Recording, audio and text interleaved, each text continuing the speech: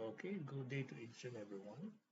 So for today, our discussion falls on the Treasury Department. So anything under the functions or the performance of the Treasury Department. The first question would be, lahat ba? Or do all companies have Treasury Department? Okay, so some would say na probably yes. Some would say probably no. But ano nga ba talaga? Meron ba talaga lahat? No? So ang key doon kasi yung lahat eh. So technically, hindi lahat ay mayroong sariling treasury department. Although, yung mga companies na walang treasury department, no, yung function ng treasury ay pine-perform ng accounting department. Although, magkaiba kasi talaga siya ng function. But, since medyo similar naman, so some of the functions of the treasury department is being performed by the accounting department. So, ibig sabihin, pwede mag-exist ang kumpanya na walang treasury department. Okay? Ngayon, ano ba ang ginagawa nitong si treasury department? So, sabi dito, okay, ano lang yan, uh, typographical error, yan. The first one is about company's liquidity. So, anong ibig sabihin nito? Since sabi nga, pag sinabing liquidity, ibig sabihin, it's the ability, no, it's the ability of the company to convert, no, assets into cash. So, paano ginagawa nun? Sabi nila, the Treasury Department is responsible for the company's liquidity. So, it is the treasurer, no? It is the treasurer that monitor yung current and projected cash flows, especially kapag may mga projects that needs funding.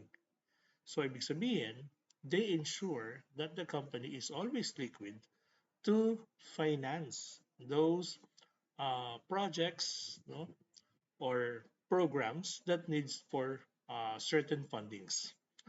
So they also use, no, informations to correctly invest their funds. Kasi di ba, syempre, ano eh, may mga instances na meron nga silang extra cash, pero yung paggagamitan nito, halimbawa, in 6 months pa, no?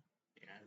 So, it is now a perfect time para sa Treasury Department na teka, 6 months pa pala, so sayang naman yung pera, no? Sayang yung extra funds kung itatabi lang natin.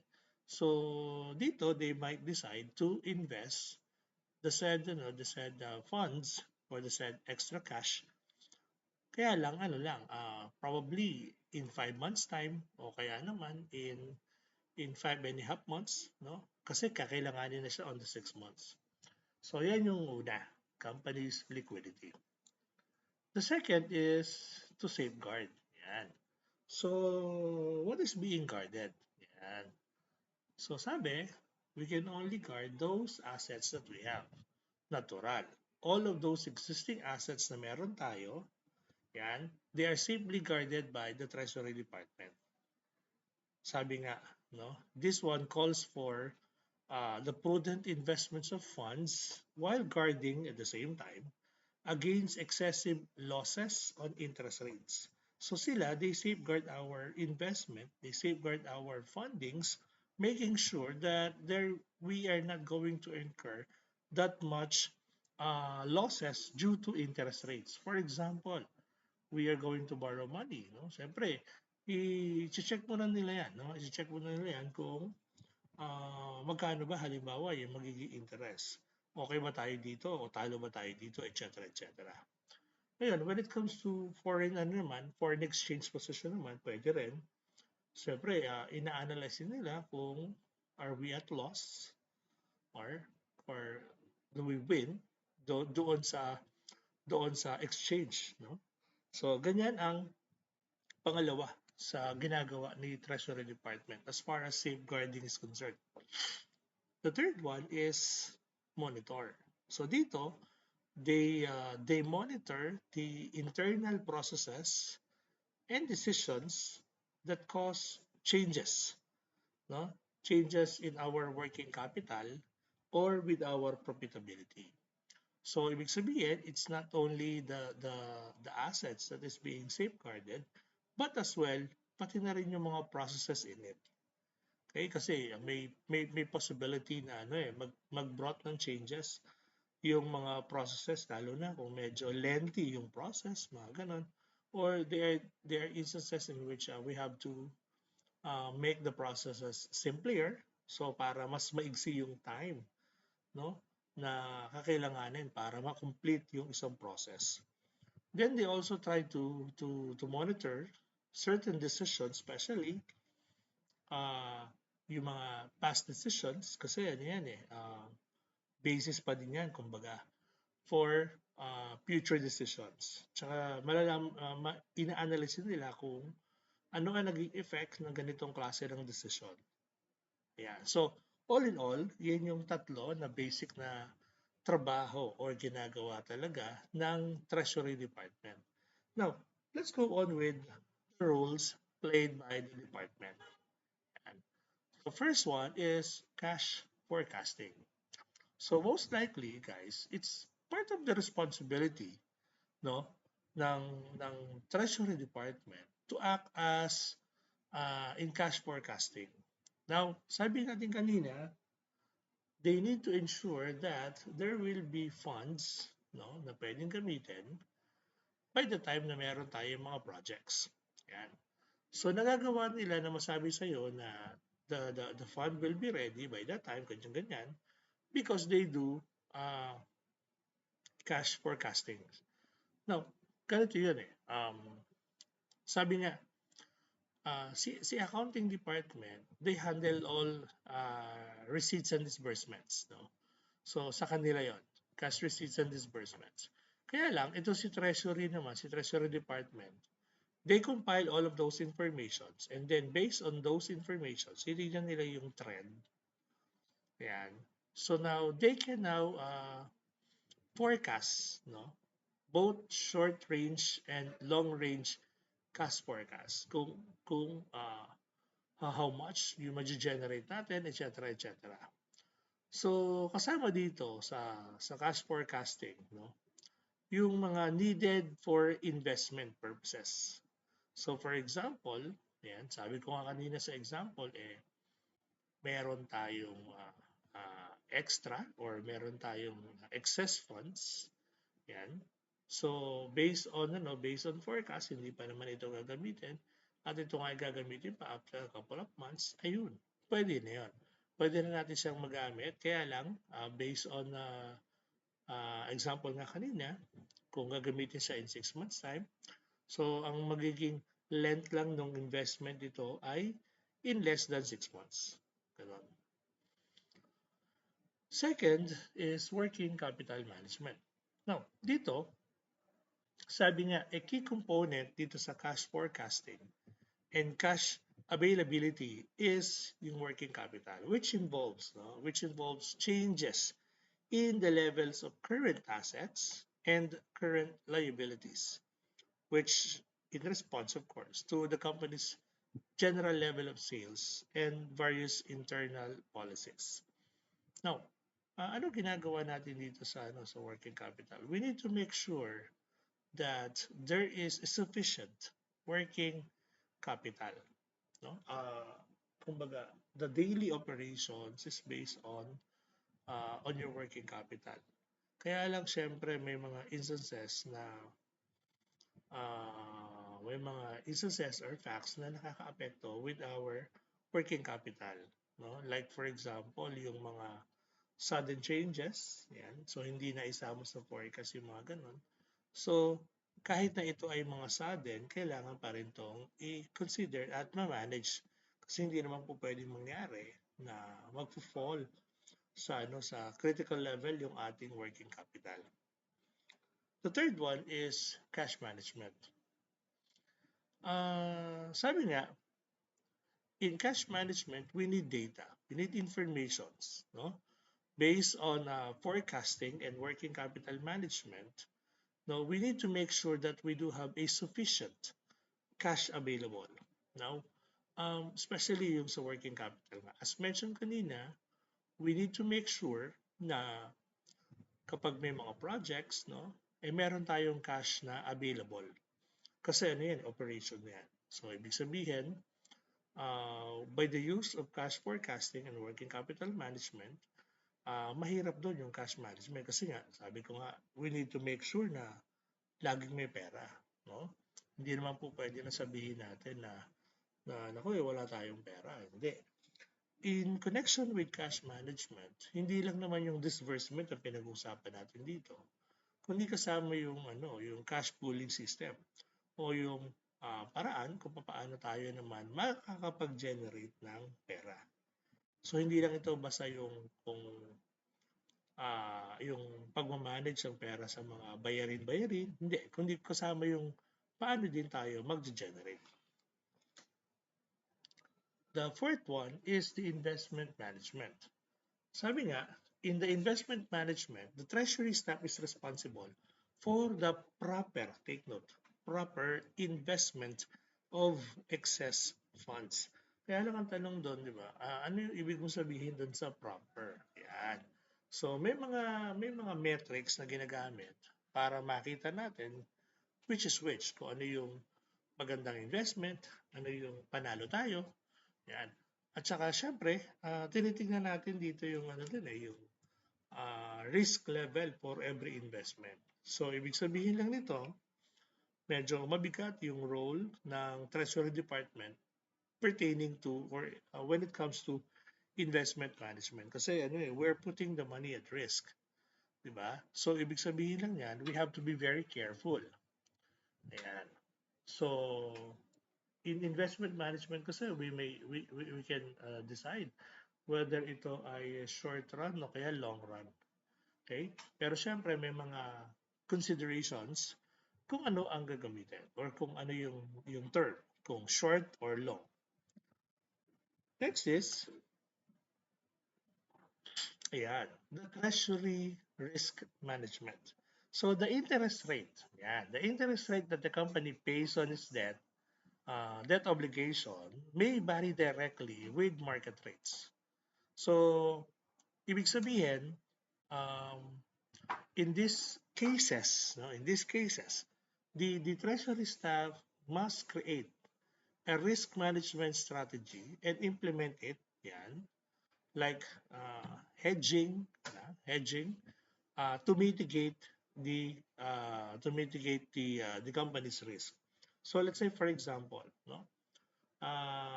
na forecast natin with cash forecasting na yung exchange rate ay medyo halimbawa tataas, no? So kung tataas ang pinaka-exchange rate, ibig sabihin by the time kailangan natin ng cash ng foreign currency, medyo maglalabas tayo ng mas maraming cash. So ano gagawin natin para ma-compensate yung sabihin na natin na magiging parang loss natin on that time. So, pwedeng sabayan natin to with another investment na doon naman sa investment na yun ay kikita tayo. So, ganun kasi yung binanggit ko kaninang strategy, yung hedging. O yung hedging strategy. Kumbaga, kung maglo-loss tayo sa isa, gagawa tayo ng paraan, mag-i-invest tayo sa isa, na kikita naman tayo. Para kumbaga, yung loss na may incur natin doon sa isa, ay mababawi nung isa pa. So, ganun siya. Next is management advice. So, the treasury staff, as mentioned, since they monitor market conditions, actually, talagang constantly, ang pag-monitor nila. May nakita nga ako one time, talagang nakatutok sila doon sa monitor. No? Ang monitor pa naman nila yung TV malalaki. So, talagang walang alisan, tutok lang talaga. So, bakit? Bakit? Kasi nga, they give valuable advice. Kasi bakit? Sila yung magiging excellent source of information para masabi na, safe ba to invest ngayon? Doon sa company ito, okay ba na mag-invest dito? So, they can give an expert advice. Yan. Next is credit rating agency relations. So when a company issues a marketable debt, Yan. It is likely that a credit rating agency will review the company's financial condition and assign a credit rating to the debt. So dito, the Treasury staff responds to those information requests from the credit agency. Kasi bakit? Tinitignan kasi. Tinitignan yung ating rating. Okay? So, ang role ngayon, no? Ang role ngayon ng Treasury Department dito is to review all of those informations na ibabato natin sa kanila. Yun. Siyempre, papakita natin how liquid are we, di ba? So, kumbaga, with that, with the information na ibabato natin dun sa mga credit agency na to, magiging maganda ang status natin sa kanila. Yan. So, malaking tulong yung nagagawa ni Treasury Department on that. Next is bank relation. So dito, syempre, the treasurer meets with the representatives of the bank, any bank, especially yung we do have transactions, di ba? Syempre, maraming klase kasi ng services ang pinoprovide ng bank sa atin. So particularly, ang kausap nila dito mostly is the Treasury Department. Yan. So lahat ng mga requirements, mga conditions, no? Lahat yan ay pag-uusapan. So that's why it's a must to build a bank relationship. Yan. So especially guys, kung meron tayong mga long-term, di ba? A very long-term and an open relationship, yan, with the bank. So it's time na i-ano natin to, kumbaga i-level up natin to. To have a good bank relations. Yan. Next is, syempre, fundraising. So a key functions for the treasurer to maintain excellent relationship with investment community, of course, for the purpose of fundraising purposes. Yeah. So the community is composed of the sell side, kaya sabihin yung mga nagbebenta, kasama na yung mga broker, kasama na yung mga investment bankers, yan, investors, pension plans, etc., etc. So dito, we do fundraising. Yan. So all funds ultimately come from the buy side, siyempre, kasi tayo yung pinaka-vendor dito, kumbaga. So the sell side is invaluable for its contact with the buy side. So tayo ang bahalang maghanap ng mga tutulong sa atin for the said fundraising. Pero alam niyo, may isa pang good side dyan. No? You meet new people. Ayan, you can meet new people na potential na maging kliyente rin. Credit granting. So granting of credit to customers can lie within the purview of the Treasury Department or may be handed off to the accounting staff. So pwedeng kay accounting si accounting na ang gumawa. So this one is very useful for the treasury staff to manage. Yan. Since it allows the treasurer to have some control over the amount of working capital. Siyempre, ang bawas ito sa working capital. So when we extend loans or we grant loans to our customers. Now, other activities, kung meron pa ibibigay, so company may also be engaged sa mergers and acquisitions, yan, on a regular basis. Then the staff, the treasury staff, should have expertise in integrating, yan, yun ang medyo mahirap dito, in integrating the treasury system, yan, especially kung mergers and acquisitions. So, dalawa yun, pag-iisahin mo. Okay? Okay, now, let's proceed now with the treasury control. Yan. So, as far as treasury control, sabi nga, it is important to have a broad sets of control. Yan, a broad sets of control that helps to ensure that transactions are appropriate. Yun. Siyempre, a sense of control is a must. Yeah, it's a must. Especially we are dealing with a very huge amount of money. Yan. So, what are those possible sets of control? Yan. In a more general level, it's critical duties to be properly segregated among the treasury staff. Yan. So that anyone concluding a deal never control our accounts for resulting cash flows. So anong ibig mong sabihin? Yan.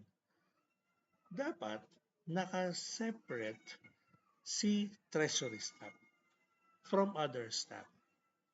Bakit? Kasi pagka nagkataon, baka magkaroon ng conflict of interest.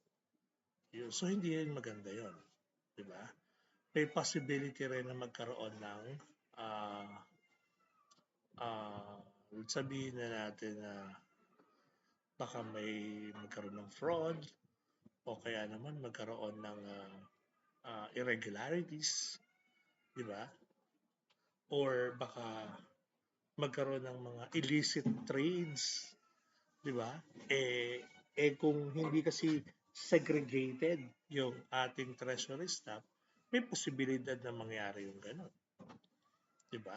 So kaya sinasabi na part of it, of setting control, is yung duties ng ating treasury staff should be segregated. Now, it is also useful for someone outside of the trading functions to regularly compare brokerage fees or commissions to reported transactions. Kumbaga para meron tayong point of comparison na somebody from the outside. Kasi madalas, di ba, ano lang ang gumagalaw is somebody from the inside. So, nalilimitahan yung ating information. So, kaya sinasabi na sometimes it is useful to have someone from the outside. Yan. Next yun, yung sabi nga is the treasury is also an excellent place to schedule internal audits to match the actual transactions against the company policies and procedures. So, a schedule for an internal audits. Okay? Sabi nga,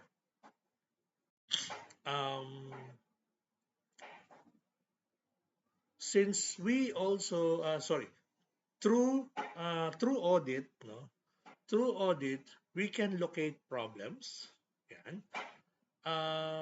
Kaya lang, syempre, ano yan, ang mangyayari nalolocate natin yung problem, pero nangyari na. Kumbaga, nangyari na muna yung problema, kaya lang siya nalocate. So, kumbaga, hindi nagkaroon ng prevention.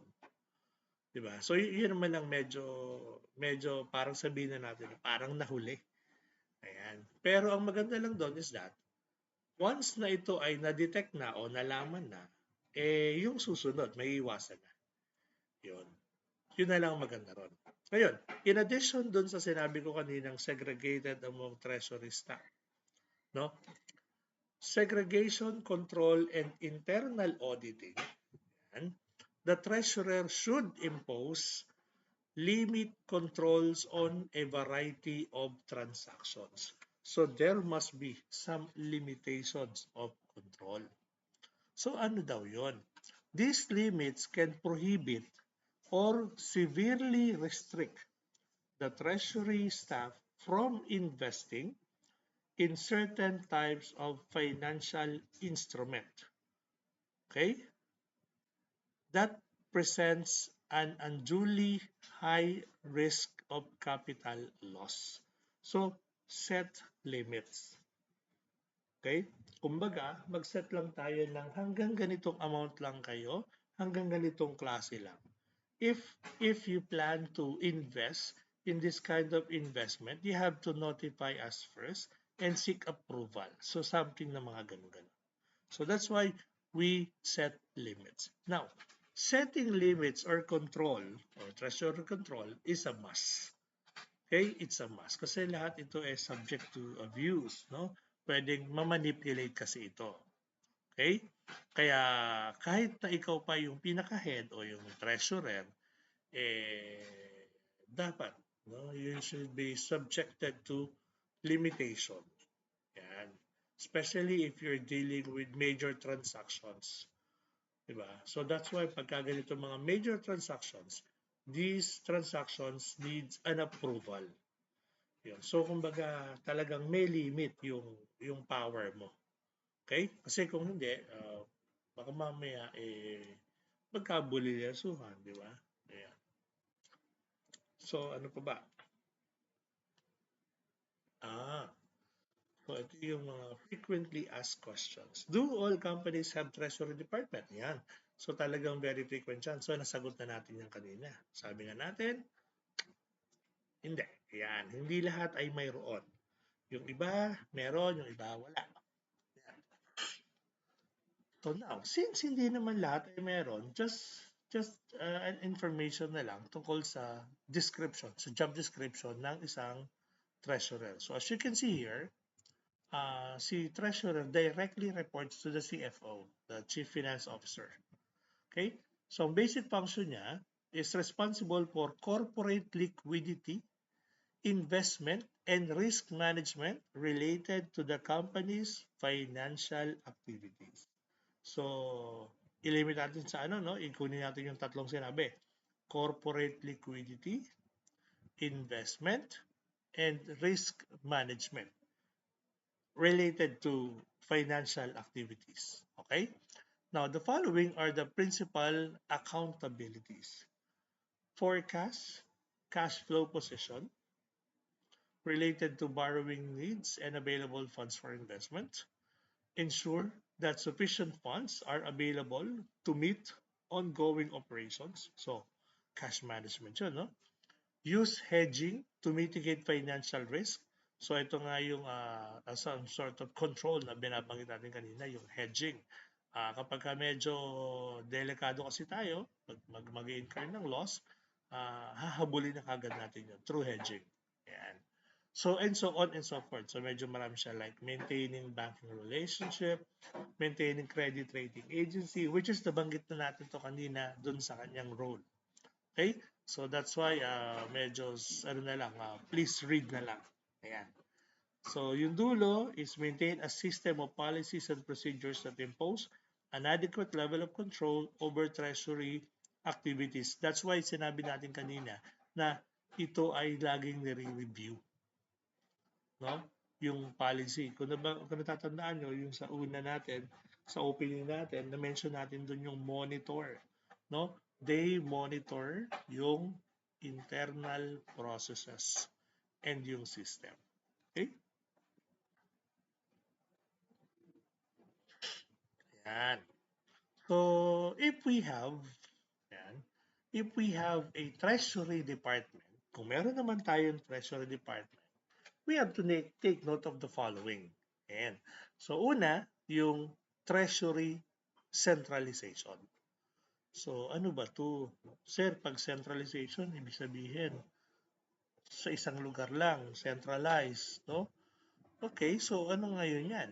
The Treasury Department deals with a few highly regimented process, which are noted in the procedure section na babanggitin natin mamaya. So given the very large amount of funds that the Treasury incorporates into its transactions, it is very critical that all procedures, okay, it is critical that all procedures be performed precisely as planned and incorporate all control. So that's why sinasabi nga na there must be a treasury centralization. Okay?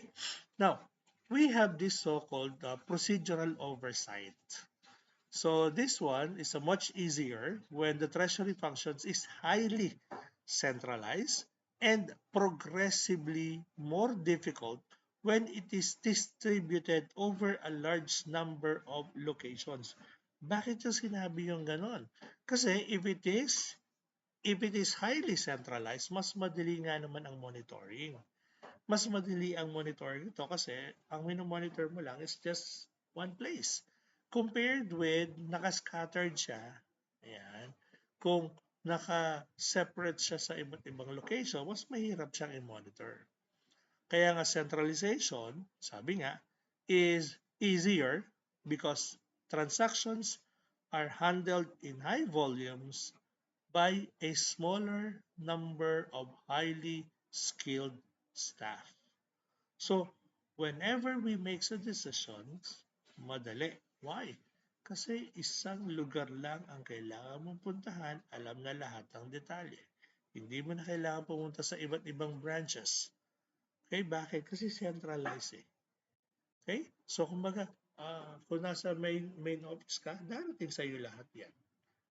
Okay, ganun sa centralized. Kaya sabihin na natin na medyo maganda. Okay? So, ito yung sa centralized. Yan. So, so nabanggit ko na yung regimented process or procedural oversight, yung enterprise resource planning or yung ERP. Okay, an ERP system process all of the transactions used to run all key operations of company. So, all of the informations needed to derive cash forecasts and foreign exchange positions can be derived from a single system, which leads us to a better decision. Why? Because we already have the information needed. So kaya okay na okay itong ERP, 'di ba? Talagang when it comes to treasury centralization, eh talagang napakagandang factor. So it's a plus advantage para sa kumpanya if they have ERP. Okay? Ayan. So, itong tatlong to guys leads to a reason kung bakit importante yung treasury centralization. Kasi just imagine nyo na lang, mas magiging madali ang operations pati yung pagmamonitor ng head office. So, parang ganun yan. Next is the treasury compensation. So, nabanggit natin yan dito. Ayun, treasury compensation. So, in treasury compensation, sabi nga, the staff should not, take note should not operate under a bonus plan. Sir, di ba mas maganda nga yun under bonus plan? Paano kung naging, naman sila, naging haphazard when making an investment? Di ba? Yung tipong kahit na sobrang risky, ipupush mo. Bakit? Kasi ang katwira mo, paano kung maganda? Oh, kaya lang hindi tayo segundo sa paano kung maganda kasi baka mamaya lahat sila sumugod na lang. Di ba? Sumugod na lang kahit medyo dehado tayo sa posibleng gain susugod. Bakit? Kasi for the sake of their compensation. Kasi nakaano tayo sa bonus, naka-anchor. 'Di ba? So medyo baka maging sila masyadong magmadali kumbaga. So a company's board of directors should be much more interested in conserving a company's excess cash than putting it at risk in exchange for the possibility of improving returns by a few percentage points. So that's why it is suggested na huwag gamitin para sa treasury staff ang bonus plan. Okay, kasi nga baka kahit na medyo delikado, mag invest sila. Kumbaga, ano na lang, kung matapat, hindi naman pwede yun. Okay? Okay. So, next is bank relation. Yan. Sabi nila, nabanggit ko itong bank relation, no? So, as you can see, madami siya. So, una is yung relationship bank relation. So, paano naman to? The treasurer is responsible for maintaining relations with the company's bank. Take note, with the company's bank. Pero in actuality, hindi lang naman sa company's bank merong good relation, no? So, ang treasurer, mahaba ang niya, let's say, maraming hawak na banks. No? So, yun siya. Next is bank account analysis. Dito naman, the treasurer should receive an account analysis statement from each of the company's banks shortly after the end of the month. So, yung bank analysis na to is collected, pinaprepare natin yung summary nito, yung ating insights about it, and then ito yung ginagamit natin to analyze every statement. So, gagamitin din natin to forecast. Yan. Next is bank account management. Dito naman, one of the most inefficient activity in bank relation is maintaining an up-to-date list of bank account signatories. That is, yung mga authorized check signer. So, bakit daw? A typical bank requires a signature card containing the signature of all signatories and a board resolutions approving the check signer. Further, each bank wants the same information but in a different format. Actually, paulit, ulit, ulit, ulit, ulit, ulit lang. 'Di ba? Kahit nga yung sa personal account mo kung meron ka ngayon, hindi mo nagamit, hindi ka nag-deposit, hindi mo binisita man lang, etc. etc. Ayun. Ganun ang mangyayari. Oo. Reset, kumbaga. Next is loan covenants. Yun. So loan covenants, the treasurer should have an excellent knowledge of the loan covenants imposed on the company by its bank. So everything should be known. Ayan, by the treasurer. Lahat. Ano ba ang transaksyon nyo? Ganyan. So, lahat yan kasama. Next to loan covenants is yung collateral. So, when dealing with lenders, the treasurer should use great caution in allowing companies' asset to be used as collateral. Natural. Siyempre, aralin natin yan. Bakit? Lalo na kung yung ating assets ay masyadong malaki yung value compared to the amount that you're going to borrow. Diba? So, kasama naman talaga yan. So, talaga may collateral.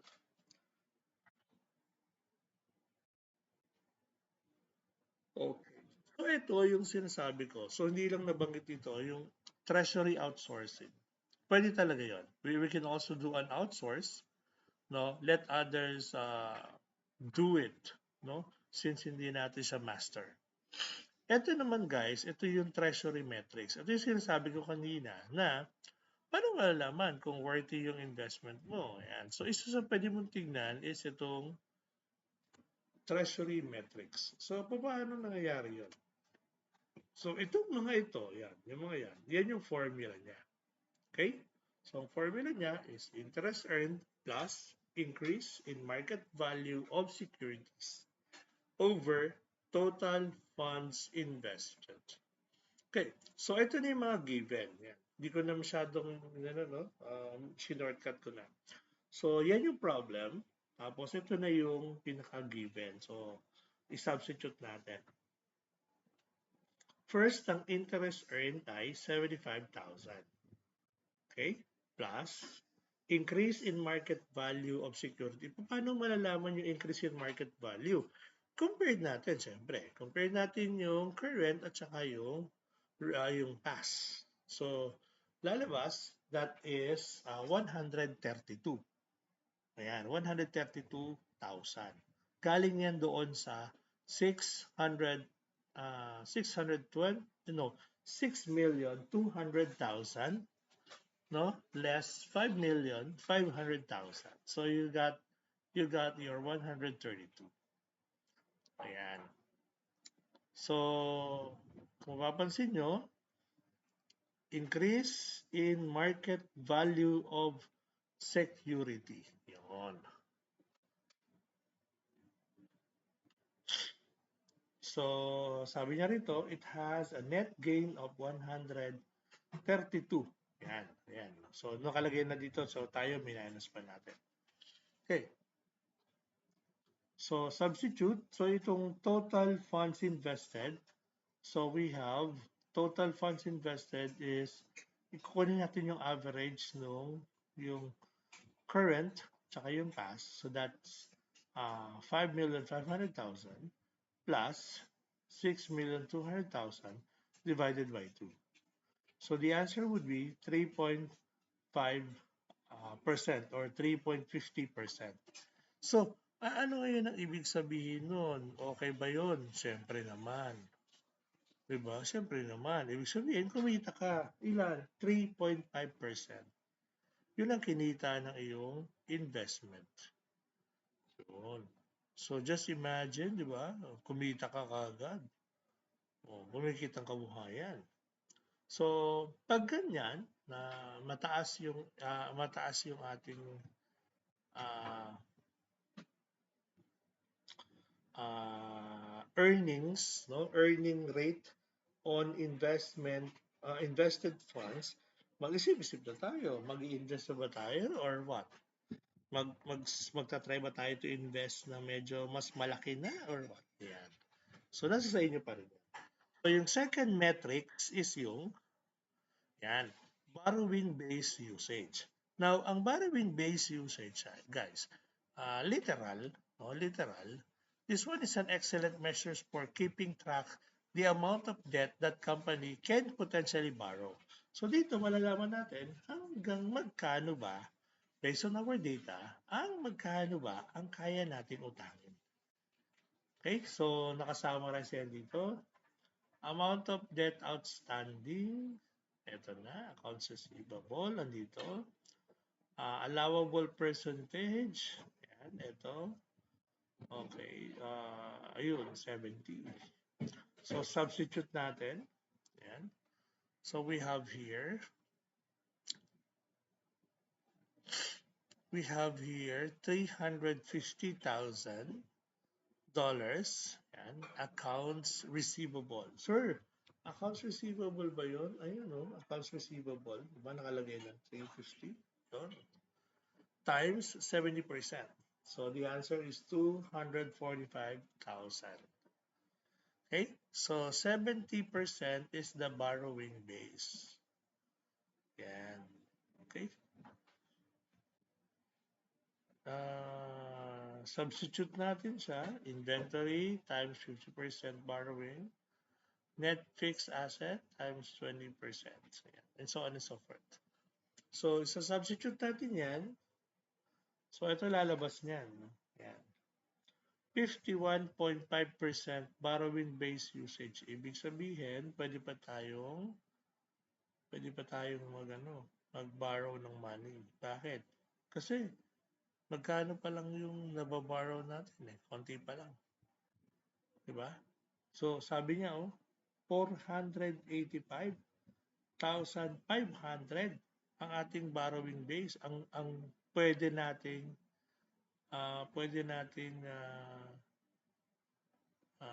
dito, pwede natin utangin.